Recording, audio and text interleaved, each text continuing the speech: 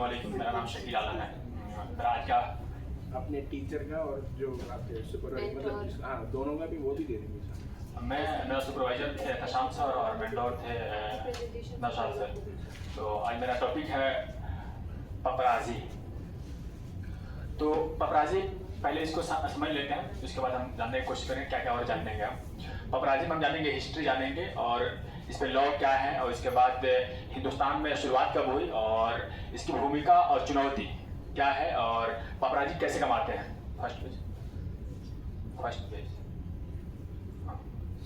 पपराजी के बारे में। पपराजी एक स्वतंत्र फोटोग्राफर होते हैं। आप देख रहे हैं फोटो में कि फोटोग्राफी कर रहे हैं यहाँ पे।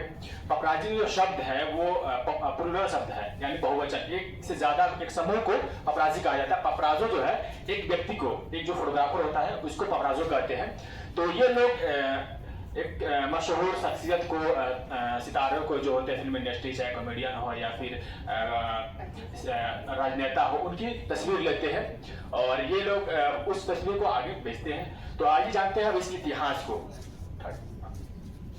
पपराजी शब्द की शुरुआत एक फिल्म आई थी, इतालवी फिल्म। उसमें फिल्म मेकर थे, उन्होंने इस शब्द का इस्तेमाल किया। उस फिल्म का नाम है ला डोल्सी विटा। उसमें इन्होंने शब्द का इस्तेमाल किया। एक किरदार था उसमें जो फोटोग्राफर के रोल निभाता था। तो जब उनसे सवाल किया गया कि आखिर उस फोटोग्राफर का नाम पपराजो क्यों रखा, तो उन्होंने बताया कि उस समय जो फोटोग्राफर हुआ करते थे वो सेलिब्रिटीज की जो मतलब बड़े वो थे, फेमस लोग थे, उनकी तस्वीर जो है बहुत छिपके से खींचते थे। और उन्होंने बताया कि इन लोगों का ऐसा हरकत था कि एक मच्छर जो भिनभिनाता है उस तरह से इनकी हरकत था। तो उन्होंने बताया कि इसलिए हमने इनके लिए बेहतर शब्द जो था वो था पपराजो। तो पपराजो का अर्थ है कि भिनभिनाता हुआ मच्छर। फिल्म में जो किरदार है ये देख रहे हैं फोटोग्राफर साहब, जिनका नाम है वाल्टर नाम है, जो आप देख रहे हैं कि यहाँ पे कैसे फोटो खींच रहे हैं, किसी के नीचे गिर के, और मतलब अलग अलग तरीके से फोटो खींच रहे थे, छुप के, कहीं पे घुस के, और बढ़िया हस्तियों को जो तस्वीर इनका लेने का मकसद था। उसके बाद ये शब्द जो था मशहूर तब हुआ जब टाइम्स मैगजीन ने 1961 में इसका इस्तेमाल किया। इस्तेमाल करके उसने बताया कि पपराजो जो होते हैं एक भेड़िया की तरह होते हैं। अब पपराजी जो होता है एक भेड़िया के समूह की तरह होता है, जो कि अपने भूख को मिटाने के लिए किसी भी हद तक जा सकते हैं। यानी पपराजी जो होते हैं फोटोज के लिए किसी भी हद तक जा सकते हैं। तो इसने टाइम्स मैगजीन ने 1961 में इस्तेमाल किया। उसके बाद इस पे लॉ बना। लॉ बनने से पहले एक दुर्घटना हुई। एक ब्रिटेन की रानी थी, 31 अगस्त 1997 को इनकी एक दुर्घटना हो गई, इसलिए क्योंकि उनकी तस्वीर पपराजो की फोटो चाहिए होती थी। लेकिन हुआ यूं कि नहीं, मतलब कि वो चल दी है। जो महारानी थी वो आगे बढ़ गई कार से,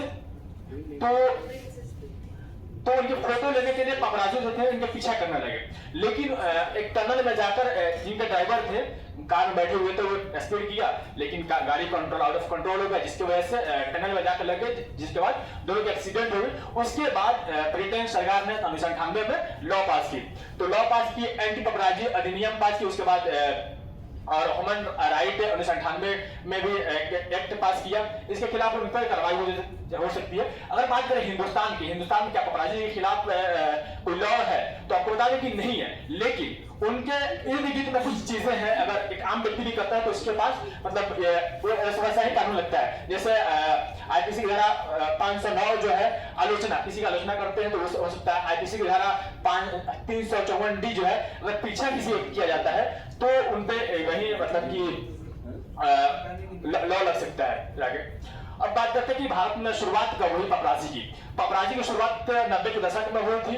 पहला जो पपराजो कहा जाता है हिंदुस्तान का, तो ये योगेंद्र शाह को कहा जाता है, जिनको बॉम्बे टाइम्स ने एक असाइनमेंट के तौर पर फोटो खींचने के लिए भेजा था। इन्होंने बताया कि जब ये फोटो खींचने के लिए जब गए तो इनको फोटो नहीं मिला, लेकिन ये छुपके से सुभाष घई की बेटी की शादी में तस्वीर लिए, वैसे ही जैसे पपराजी या पपराजो करते हैं। तो उसके बाद ये फोटो ली है। उसके बाद इनके मतलब इनको फादर ऑफ पपराजो कहा जाता है इन इंडिया का। अभी इनकी भूमिका क्या होती है? एक जो सेलिब्रिटीज होते हैं, उनको फैंस होते हैं, उनके चाहने वाले होते हैं, उनकी निजी जिंदगी में क्या चल रही होती है, तो उनको जानने के लिए फैंस तक उत्सुक होते हैं। तो वो इसमें वो फोटो भेजते हैं तो वो देखते हैं। उसके बाद इनकी चुनौतियां क्या होती है, गर्मी ठंडी में, बरसात में, किसी भी समय में बहुत समय तक रुक कर देरी इंतजार करके फोटो लेते हैं। बहुत कम समय में फोटो लेना होता है क्योंकि सेलिब्रिटी वो बहुत चलते हैं आगे। बस कंक्लूजन है। इनकी कमाई कैसी होती है?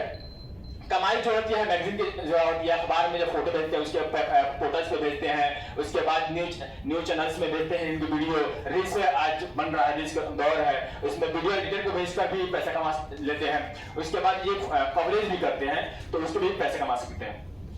Thank you. हमने सोच लिया है India times of India, India TV, NDTV, Bhaskar और इंडिया टाइम्स। जो रूल्स वगैरह जो लिखे हैं आपने ब्रिटेन के रूल्स के अलावा, कानून के अलावा, मैंने कहा था आपको हटा देना है, वो अपराधी से संबंधित नहीं है जो आलोचना और पीछा करने की बात कर रहे हैं। नहीं तो मैंने कहा कि अपराध वो नहीं है, लेकिन अगर वैसा कुछ करते हैं हरकतें तो वैसा ही दंड मिलेगा उनको। आलोचना करने पे भी करा होगा जेल। अस्सलाम वालेकुम, मैं वासिफ कमर, BHMC 6 सेमेस्टर। मैंने इस प्रेजेंटेशन को एहतशाम सर और नौशाद सर की सरपरस्ती में तैयार किया है।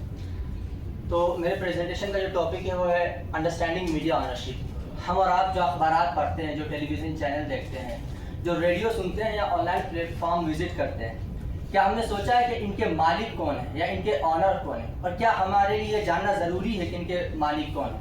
तो जी हाँ, क्योंकि हमारे पास जो भी कंटेंट आता है वो कहीं ना कहीं मालिकों की तरफ से बनाई गई पॉलिसीज़ के ज़रिए आता है। वो जो आवाम तक पहुंचाना चाहते हैं, जो खबरें वो चाहते हैं कि आवाम जाने और किन मुद्दों पर बात होगी नहीं होगी, इसमें इस चैनल्स के जो मालिक हैं, मालिकान, उनका बहुत बड़ा रोल रहता है। तो आज हम समझेंगे कि मीडिया ऑनरशिप होती क्या है, इसके कुछ टाइप्स पर हम नज़र डालेंगे और एक ख़ास टर्म कॉन्ग्लोमरेट, इस पर हम ज़्यादा तफसील से बात करेंगे। तो मीडिया ऑनरशिप क्या है? कोई किसी मीडिया इदारे, कोई भी अफराद या कोई भी कंपनी जब मीडिया ज़राए, चाहे वो टीवी हो, वो न्यूज़ चैनल हो, वो ऑनलाइन प्लेटफॉर्म्स के जो शेयर खरीदते हैं या उनके जो मालिक बनते हैं, वो मीडिया ऑनर कहलाते हैं। मिसाल के तौर पर हम अखबारात पढ़ते हैं जब times of India, times of India के जो असल मालिक है वो टाइम्स ग्रुप है। इसी तरीके से हम जब नेटवर्क 18 देखते हैं तो इसके जो असल मालिक हैं वो है आपके रिलायंस, RIL जिसको कहते हैं। इसके कुछ टाइप्स हैं, टाइप्स ऑफ मीडिया ऑनरशिप। एक है प्राइवेट ऑनरशिप, एक है public ownership, cross media ownership. Private ownership से मुराद कोई शख्स या कोई कंपनी जब किसी मीडिया हाउस को खरीदती है तो वो प्राइवेट ऑनरशिप कहलाती है। मिसाल के तौर पर हमने दिया टाइम्स ऑफ इंडिया एक अखबार है, प्राइवेट कंपनी यानी टाइम्स ग्रुप की तरफ से चलाई जाती है।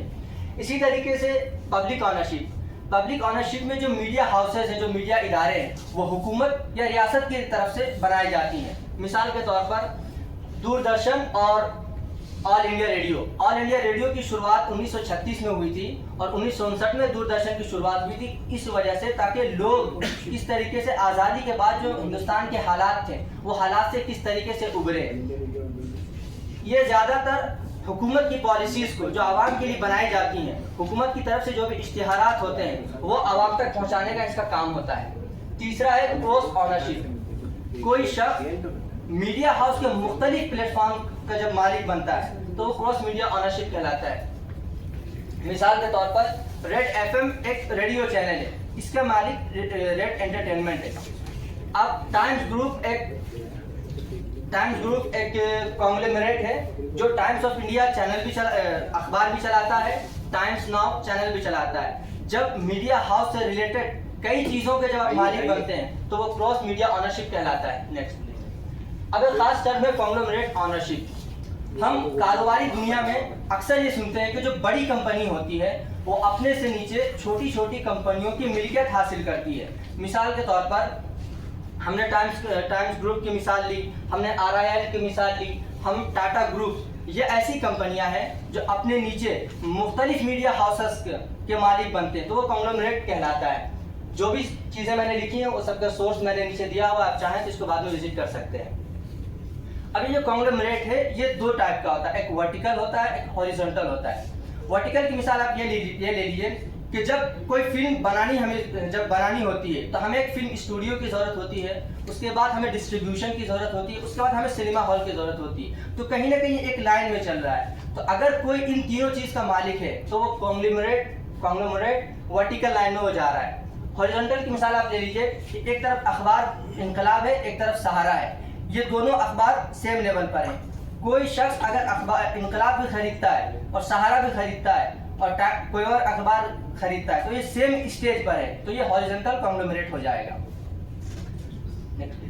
तो ये सारे एग्जांपल्स ये हैं, Aditya Birla group, Hinduja group, Bajaj group, Godrej, United, Tata group, Reliance group, ये सारे वो कॉन्ग्लोमरेट है, यानी इनके अंदर कई झैली कई कंपनियां चलती हैं।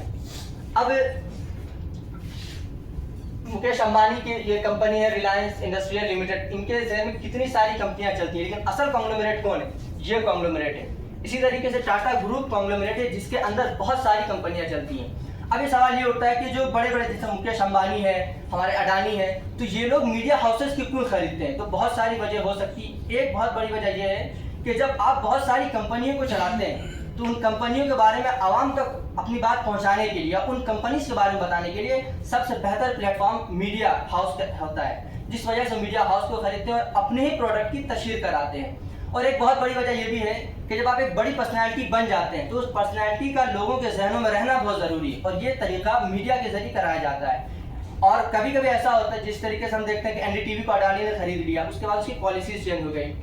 नेटवर्क 18 न्यूज़ 18 में जो भी चीज़ें दिखाई जाती हैं ज़्यादातर वो कहीं ना कहीं मुकेश अंबानी की तरफ से बनाई गई पॉलिसी से दिखाई जाएगी। अगर हालिया के एग्जाम्पल है जो आसानी से आप समझ सकते हैं, तो एतमाद अखबार में ज़्यादातर असदुद्दीन ओवैसी के बारे में बताया जाता है, हालांकि वो ऑफिशियली तौर पर उसके साथ नहीं है।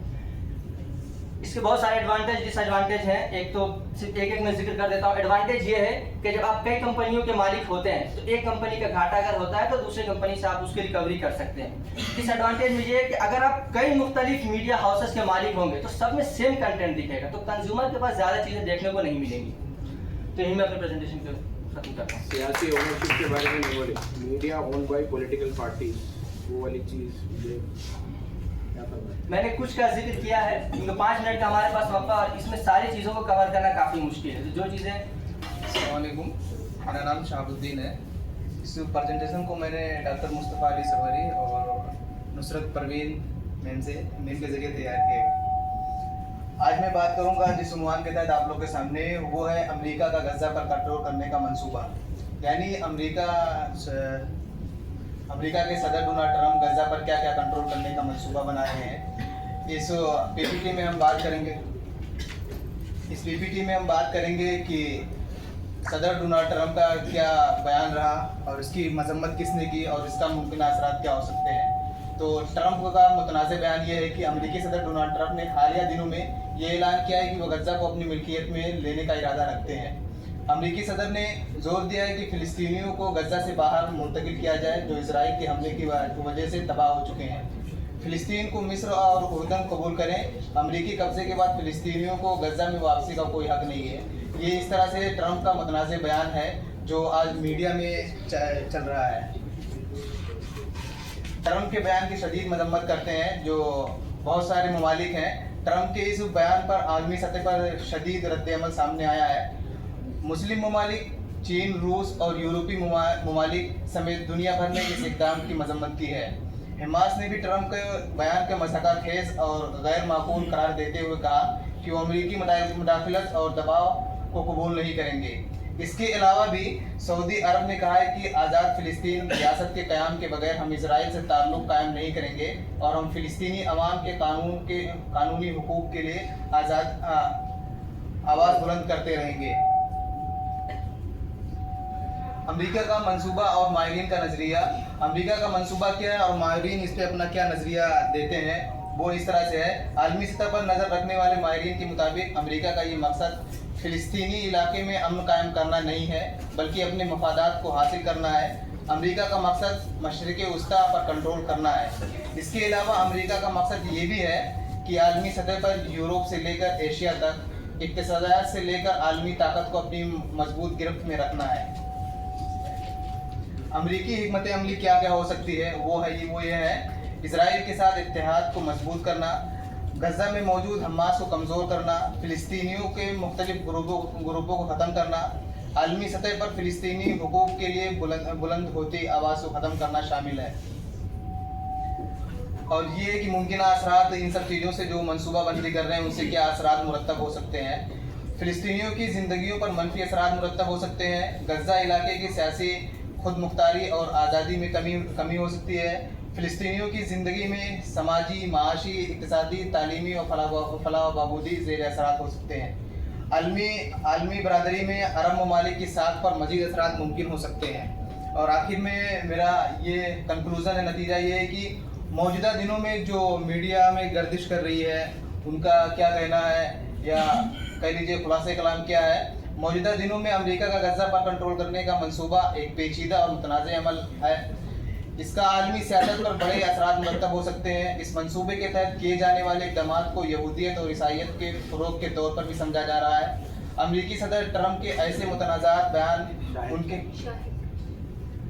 उनके पहले सदारती दौर ओहद में भी देखा गया है, लेकिन ट्रंप का फ़िलिस्तीन को अपने काबू में लेने का मंसूबा इस वक्त मंजर आम पर आया जब सदारती जीत हासिल करने के बाद ट्रंप की मुलाकात इजराइल के वज़ीर आज़म नेतन्याहू से हुई। ये था आज का हमारा प्रेजेंटेशन। अस्सलाम वालेकुम, मेरा नाम शाहिद है और मैं मास्टर सेकंड सेमेस्टर का तालिब हूँ। मेरा जो आज का टॉपिक है वो डिजिटल राइट्स, साइबर बुलिंग और जो थ्रेट्स है वो है। अब बेसिकली तौर पे अगर हम कम शब्दों में जानना चाहें तो अभी जो सोशल मीडिया पर लगातार जो हम कह लें कि जो क्राइम हो रहे हैं उस पर हम गौर करेंगे, और फिर जो डिजिटल राइट्स है वो क्या है हम उस पर थोड़ा बेसिक एक नज़र डालेंगे। Second slide. डिजिटल राइट्स की बात करें तो जैसे हम देखें आमतौर पे अगर हमें कहीं प्रोटेस्ट करने की आज़ादी है, हमें कहीं कुछ बोलने की आज़ादी है, तो वही सेम हम देखते हैं कि जो डिजिटल राइट्स है इस पे जो आपको राइट्स है सोशल मीडिया को राइट्स दिए गए हैं कि आप अपनी बात सोशल मीडिया पे अलग अलग प्लेटफॉर्म पे रख सकते हैं, बशर्ते कि जो आर्टिकल आपको इस बात की इजाज़त देता है कि आप उस बात को सिर्फ रख सकते हैं जिससे किसी और की कोई भावनाओं को ठेस ना पहुंचे, या फिर किसी पे कोई ऐसे एलिगेशन ना लगाए जिससे उसकी निजी ज़िंदगी ख़राब हो सकती है। तो उसको छोड़कर आप डिजिटल राइट्स से जो अलग अलग प्लेटफॉर्म पे आप उसको कर सकते हैं। जैसे कि आप देख सकते हैं आज पे डाटा प्रोटेक्शन है, डिजिटल है, फिर ऑनलाइन सिक्योरिटी है, डिजिटल आइडेंटिफाई है। तो आप तमाम तौर पे जो ये डिजिटल राइट्स है उसके नज़रिए आप सोशल मीडिया पे अलग अलग अपनी बात रख सकते हैं। नेक्स्ट, ये अगर हम बात करें 2019 में जब कश्मीर में धारा 370 हटा था, उस टाइम में केस हुआ था, देखा गया था जब 370 हटा था कश्मीर में, तो उस टाइम कश्मीर में नेटवर्क्स वगैरह सारी चीज़ें बंद कर दी गई थी। उस वक्त अनुराधा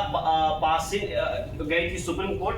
2020 में सुप्रीम कोर्ट का एक जजमेंट आया था 10 जनवरी 2020 को, उसमें उन्होंने जो केंद्र सरकार है उसको फटकार लगाई थी और उन्होंने साफ तौर पे ये कहा था कि जो आप कश्मीर में 370 हटाने के बाद जो वहाँ पे आप नेटवर्क सिस्टम जो बंद किए हैं तो वो आर्टिकल का उल्लंघन है, और आइन इस बात की इजाजत देता है कि आप अपनी बात सोशल मीडिया के अलग अलग प्लेटफॉर्म पे रख सकते हैं। तो ये इस केस को अगर आप पढ़ेंगे डीपली तो और आपको नई चीजें जानकारी मिल जाएगी। Next slide.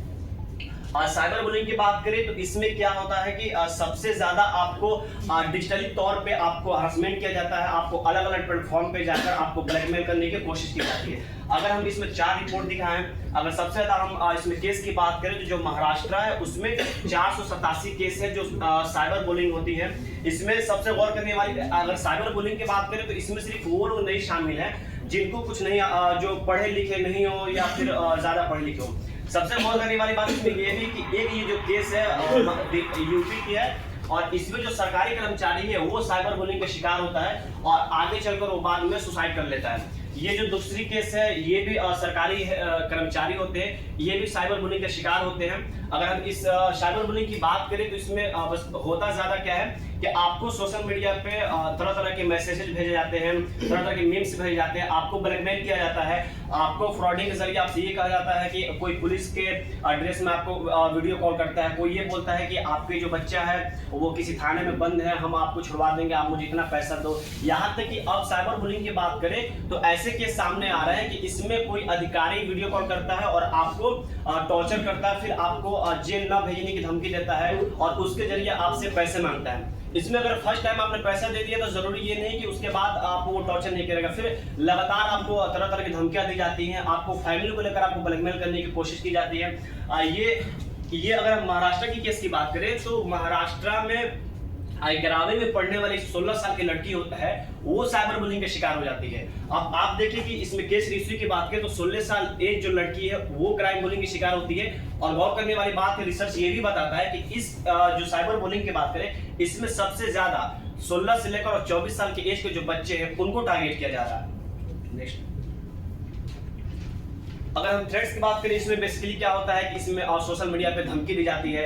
अभी एक उत्तर प्रदेश का केस सामने आया था, वहां पे एक लड़की मतलब किसी लड़के से पहले टच में होती है, उसके बाद उसको शादी करने के लिए वो लड़का जब बोलता है खुद से तो शादी नहीं करती, घर वाले नहीं राजी होते, वहां पे वो क्या करता है, सोशल मीडिया से जितनी उसकी तस्वीरें होती है वो गांव में लगा देता है, तो एक तरह से वो भी धमकी देता है। इस पे अगर हम बात करें, अच्छा ये धमकी सबसे ज्यादा आपको साइबर थ्रेट्स की बात करें तो पॉलिटिक्स वगैरह में सबसे ज्यादा दिए जाते हैं। और अगर यह इस केस की हम बात करें तो ये करनाल की न्यूज है, इसमें जमीन को लेकर किसी किसान को धमकी दी जाती है, उसके बाद जमीन उसकी होती है लेकिन जो दबंग वहां के होते हैं वो लगातार उनको धमकियां देते हैं, बाद में वो इंसान जाकर खुद सुसाइड कर लेता है।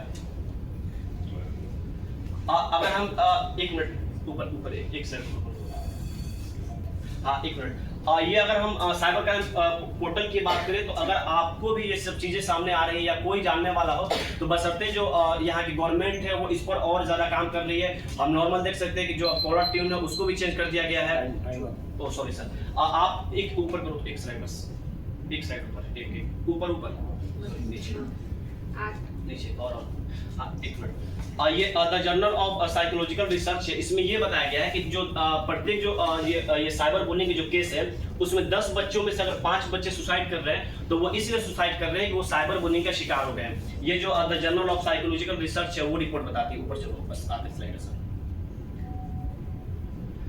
इसमें अगर हम एक्ट 2000 की बात करें तो जो आपको जो ये राइट्स दिए गए हैं सोशल मीडिया पर अपनी बात रखने के लिए, तो उसके अगर हम दूसरी तरफ ये भी देखें तो इस आइन में ये भी जो 2000 एक्ट है, IT एक्ट 2000 बनाया गया है, उसके अंदर जो 66F है, A और B है, ये इस बात की इजाजत देता है कि अगर आप कोई सोशल मीडिया पे पोस्ट करते हैं, कुछ लिखते हैं और अगर गवर्नमेंट को लगता है कि ये इस देश के आइन, माफ कीजिएगा, देश की जो सांप्रदायिक है उसको अगर बिगाड़ सकता है या फिर अगर टेररिज्म की तरह अगर आपकी तरफ इशारा करता है, तो इस गवर्नमेंट को इस बात की पूरी तरह से आज़ादी है कि आप इस आर्टिकल के तहत आप उस पर एक्शन ले सकते हैं। और आखिरी कंक्लूजन डाल दें, अभी अगर हम डिजिटल राइट्स की बात करते हैं,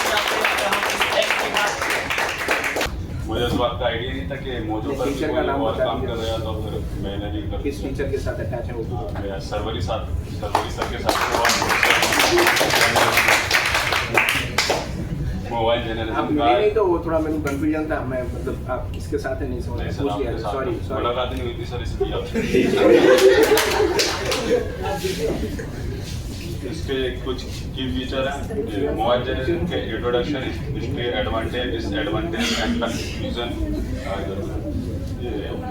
इंट्रोडक्शन, मोबाइल जर्नलिज्म आज के वक्त में देखा जाए तो एक ऐसा टूल है जिसके जरिए से हम कहीं पर भी रहकर मोबाइल जर्नलिज्म कर सकते हैं। जैसे कि आज हम अगर देखते हैं सिटीजन जर्नलिज्म, तो कहीं पर भी रह के लोग एक न्यूज़ को पेश कर सकते हैं। इसमें अब हैवी इक्विपमेंट की ज़रूरत नहीं है, जैसे कि पहले होती थी, लोग उनके साथ में 2-3 लोग होते थे कि कैमरा लेके जा रहा है, अगर कहीं पे कोई हादसा हो गया तो पूरी बैन जाती थी सैटेलाइट की, तब हम उसको कवर करते थे। अब सिर्फ एक मोबाइल है, हम कहीं पर भी जाकर उसको शूट कर सकते हैं, फोटो, वीडियो, एनीथिंग, कुछ भी कर सकते हैं। आगे करना भाई। इसका एक हिस्ट्री, एक आध थोड़ा पॉइंट है।